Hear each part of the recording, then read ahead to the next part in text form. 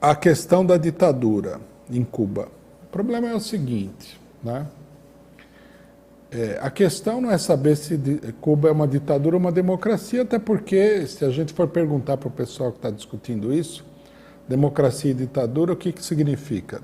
Segundo Ciro Gomes, Cuba é uma ditadura, mas e o Brasil? O que é? Uma democracia?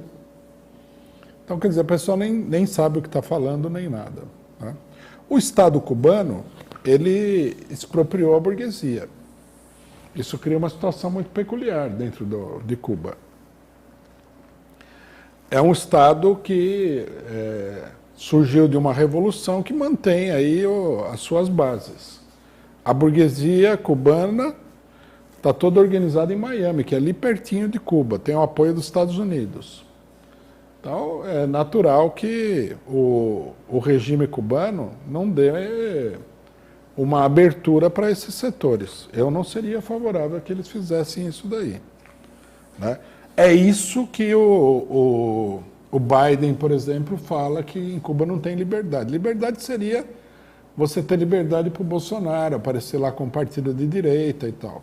Eu sou contra que haja isso em Cuba, né? Eu acho que seria uma capitulação total diante do imperialismo. Agora, as características do governo, isso daí precisaria fazer uma análise mais profunda, né? Não é o problema do partido único, é o problema da participação da classe operária, né, nas instituições de governo, que é meio difícil de determinar dessa distância aqui. Em Cuba tem eleição, tem um monte de mecanismos de participação. Então a gente teria que ver em que medida esses mecanismos são efetivamente democráticos ou não, em que medida eles permitem a participação popular ou não. Uma coisa é certa, em Cuba, sem o apoio da população, o governo não pode subsistir. É impossível, né?